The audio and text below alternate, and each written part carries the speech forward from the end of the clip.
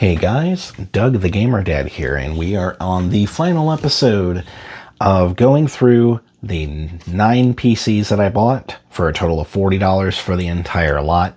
The last 2 machines we're going to do as a single video. They are both Dell Optiplex.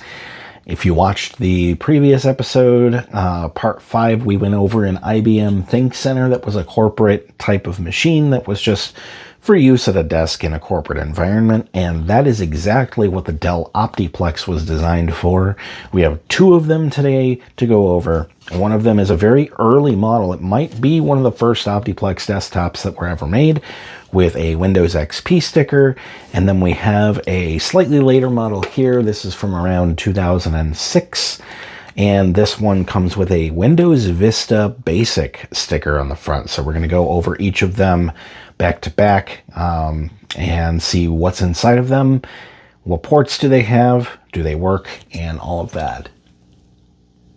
So the first machine we're going to go over is the Optiplex GX60. This one has a designed for Microsoft Windows XP sticker and Intel Celeron. Up front we have 2 USB 2.0 ports as well as a headphone jack. And then we have a slim optical drive of some kind. Also a slim floppy drive.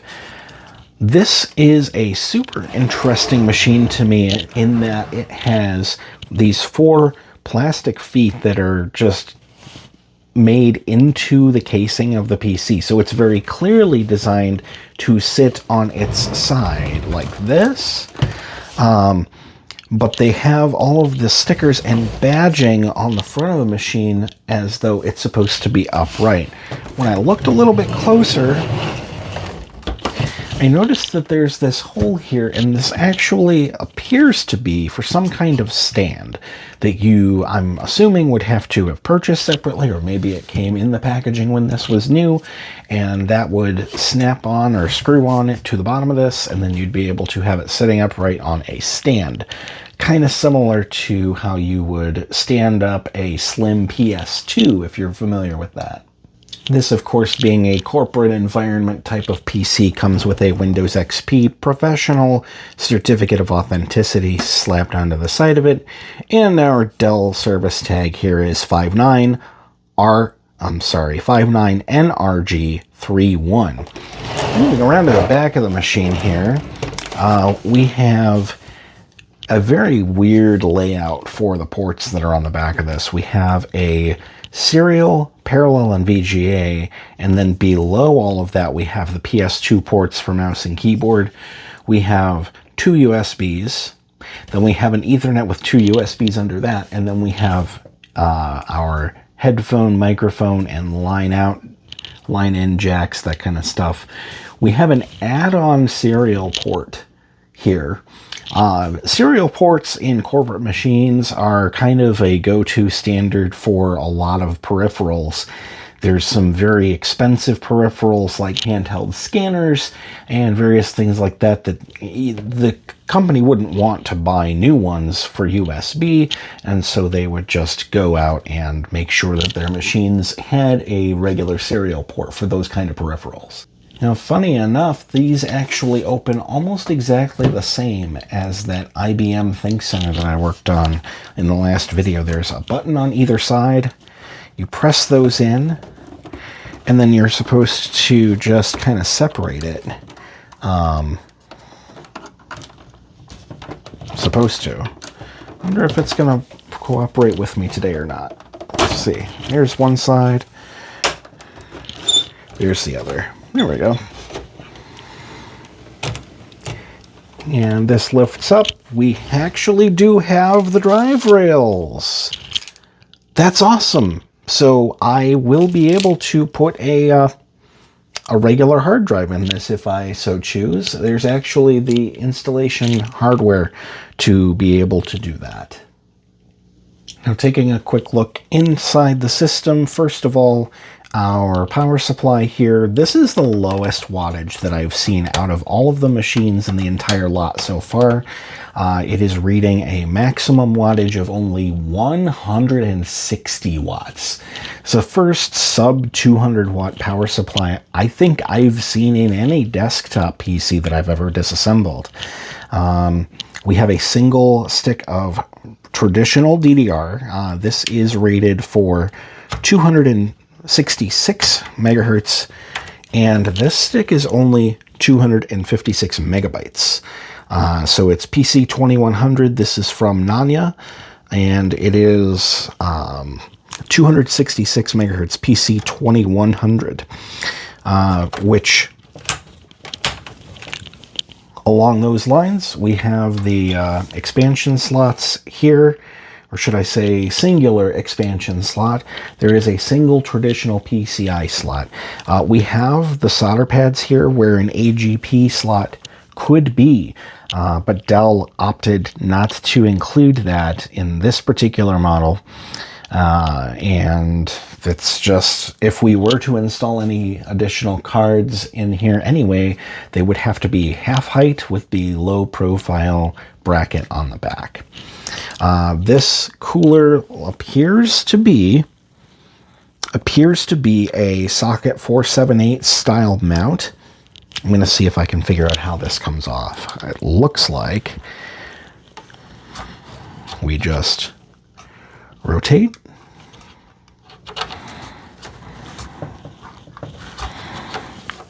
Is that? I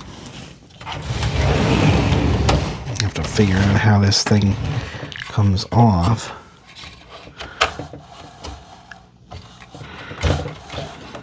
Okay, so that's locking that in. This is unlocking it. And then does this side? Yeah, that side lifts. And we have a Celeron 2 gigahertz with an S-spec of SL6VR. I'll have to look and see if that's Northwood or Willamette, but it is 128 kilobytes of cache and 400 megahertz bus speed. The good news here, after removing that and taking a look, all of our capacitors look to be in great shape. I'm not actually seeing a single one in the entire machine that visually looks off. So that's great news. With the age of this machine, it's kind of right in that time frame where it's up in the air of whether it would be good or not. And I'm glad that this one is visually looks fine.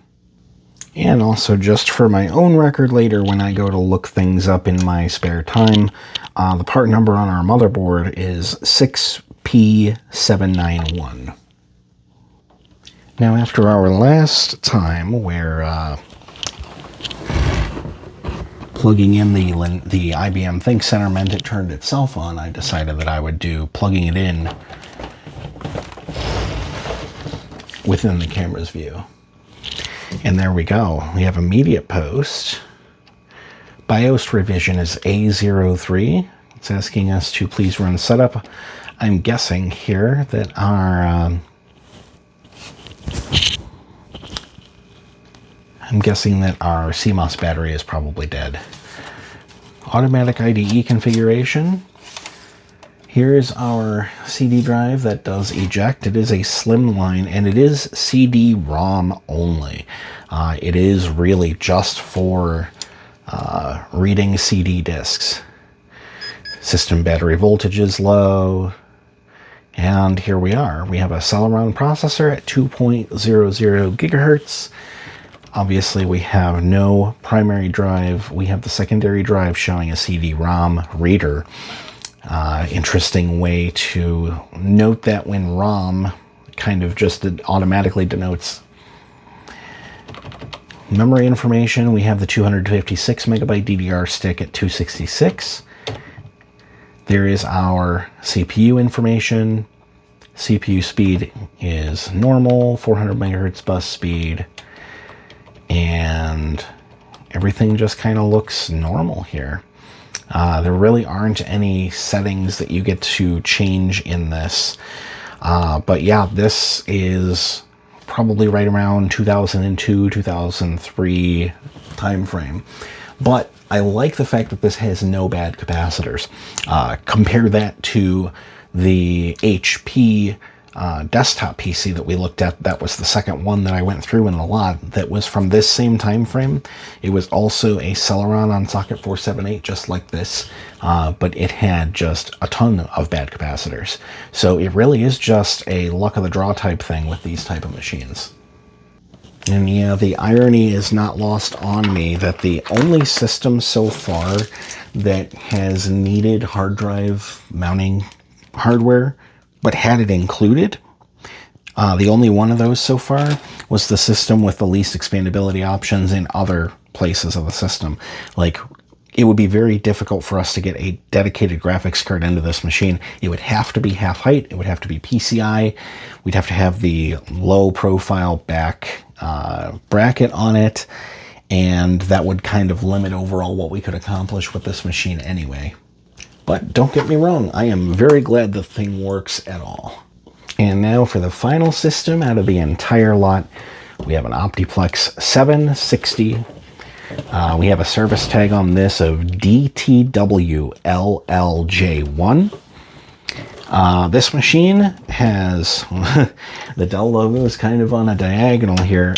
These ones, you could actually rotate it to match depending on whether you had the system in a desktop orientation, or if you were going to, it's kind of hard to rotate, but if you were going to set it on its side, you could rotate the Dell logo one way or the other, exactly like you could on a PlayStation.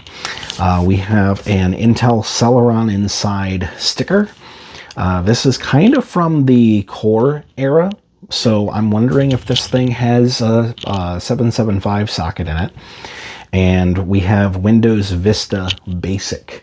Microsoft was really segmenting the market when Windows Vista first launched, and it's interesting to me that an Optiplex would have a Windows Vista Basic license.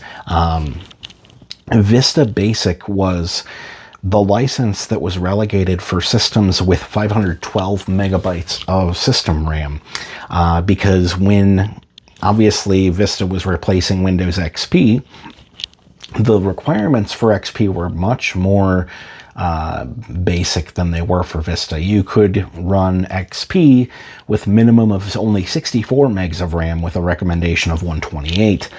When Vista came out, they made the minimum 512 megs, but you also could only acquire a license and sell a pre-built machine like this with Vista. If it had 512 megs, Microsoft would only sell you a license for Vista Basic. It stripped out some features like the arrow transparency, and it just was designed for ultra low end.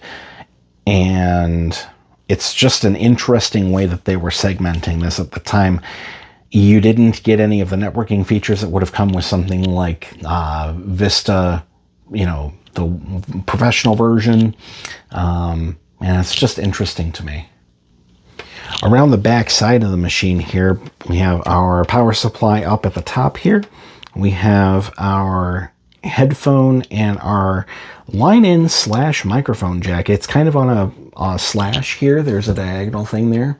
And I'm guessing that with the correct audio drivers installed, when you plug a device in, it will pop up with probably Realtek or something like that. We'll have software that will pop up and ask, like, what did you just plug in? You select it, and then it will adjust whether you've connected a pre-amplified signal or not. Then we have 4 more USBs here and 2 next to an Ethernet jack. This is all going to be just traditional USB 2.0. This was just before 3.0 would have been available. We have our VGA and our 9-pin serial. We have a 25-pin for parallel. And then we have eSATA.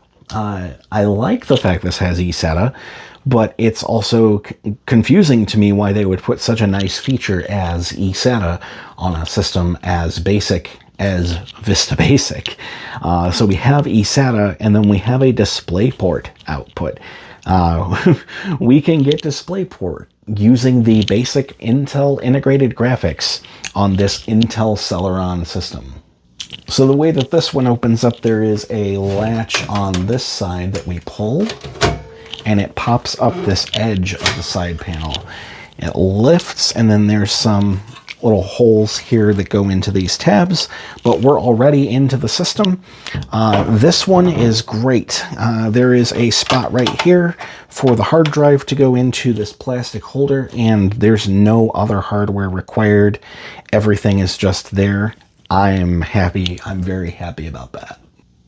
So yeah, once we're inside the system here, I can start taking a look at what all it has and kind of the expansion options. So first of all, the power supply. The power supply is 235 watts for this one. It is a, part number is, where was it? L235P-01, so 235 watts.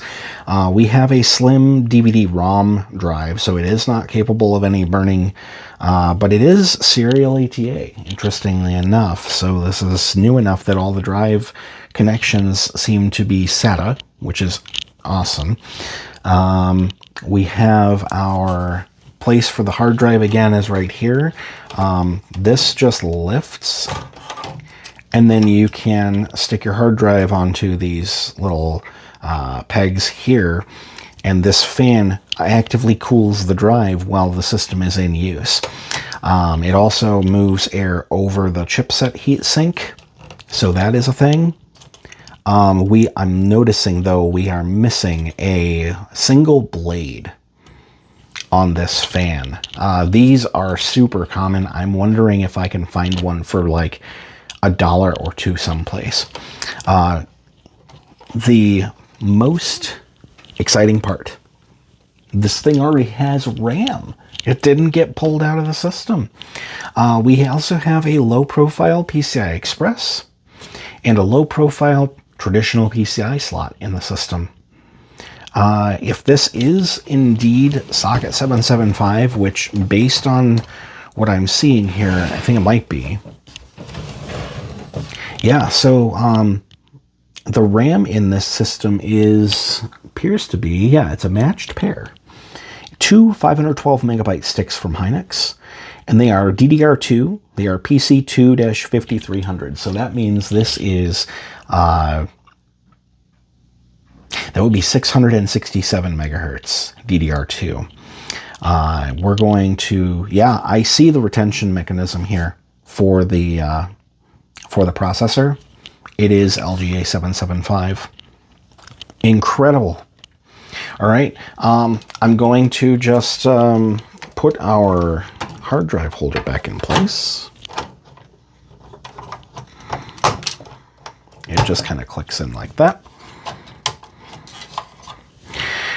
I will note that it's very likely that we get some noise that is out of the ordinary when I go to start this machine up, and just simply because that that fan, that chipset fan, has that missing blade, there's a really good chance that that is going to make some strange noises. So I'm going to get this hooked up. We're going to see what we're dealing with, and we're going to go from there. And yeah, just like last time, I'm going to plug it in while recording.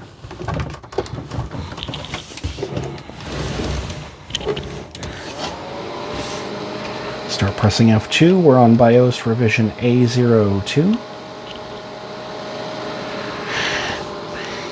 It says drive 1 is a CD-ROM. We know that it's a DVD-ROM just based on what we're physically seeing here. I wonder if we're going to get a similar type of error about the CMOS battery having a low voltage. Very likely, just based on various factors.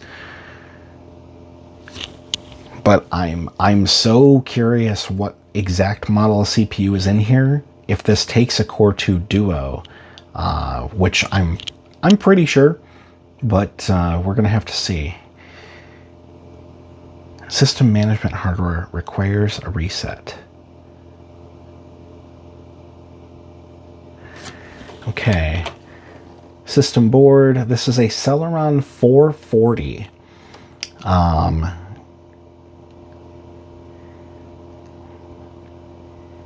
So this was manufactured in 2009. March 15th of 2009. System configuration. Let me see what we got here.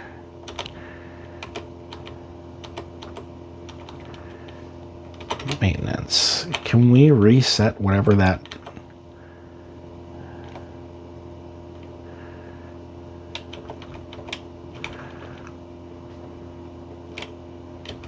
I'm not seeing an option for that. So SATA here can be configured to AHCI, ATA, or Legacy.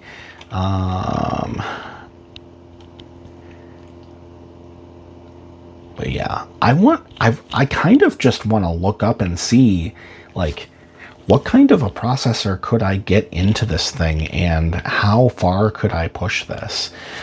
Because it is LGA 775, and I have a litany of different 775 processors that I could toss in here. And this being a core-based one, I'm just curious about it. I'm going to take a look and find out. So just from a quick search on my laptop, looking up some information about this, I have really great news. First of all, the answer is just yes, it does support Core 2 Duo CPUs at least. And then depending on the revision of the motherboard that's in here, it might also support Core 2 Quad. But regardless, I would be able to install a CPU into this machine that has a much higher bus speed of 1333 versus the Celeron currently in there with just a single core and an 800 megahertz, 800 mega transfer bus speed. We could bump that to 1333 just with a CPU swap. But I want to pop this thing back open and I want to look at that motherboard model to see, is it the one that supports quad cores or not? I do have to say I love how easy it is to just pop these things open and look. Now, from what I'm understanding, it is the T674K is the part number on the motherboard that only supports dual cores. And we have, if I can see this, a F373D. F373D. I'm going to have to Google that and find out. So yeah, just from a quick Google search, I'm finding out that this motherboard revision is only able to run up to, first of all, 65 watts is the maximum for the CPU. And second of all, it does only support dual cores. But that's still better than what it has now. The Celeron that's in there is a single core, and it runs at 2 gigahertz, and we have a whole bunch of upgrade possibilities for this thing. I could throw in a E8400, 8500, get a whole lot more performance out of this, possibly slot in some kind of a low-profile PCI Express dedicated card and make this into a Linux box. But that's outside the scope of today's video. I was just curious for my own, I guess my own curiosity to find out if this thing would be able to support a quad core, and it looks like the motherboard that's in there is not capable. From some of the reports that I'm reading online, the 235 watt power supply is also not what shipped with the quad core models. There was a 275 watt model. And then above that, there's a 305 watt that could be slotted in. I'm not putting a whole bunch of money into upgrading this thing and trying to max it out. But I wanted to know, I was curious if I could throw in parts that I just already had laying around to make it better. And that's something that I may revisit in the future. But if you've made it this far in the video, thank you so much for being here. If you've taken a look at all 9 of these PCs with me, let me know, do you think that I got $40 worth out of the 9 PCs? I feel like I did, especially with the couple today that I'm able to mount hard drives in, because the hardware is there. I can actually make full machines out of them. And just leave a comment. Let me know what you think. We are going to be revisiting the Dell Dimensions in a very soon upcoming video, where I'm going to be kind of combining machines together to make something that's halfway decent as a data backup machine for myself. And if you're interested in that, then hopefully I get to see you in the next video. Thanks again for being here, and take care.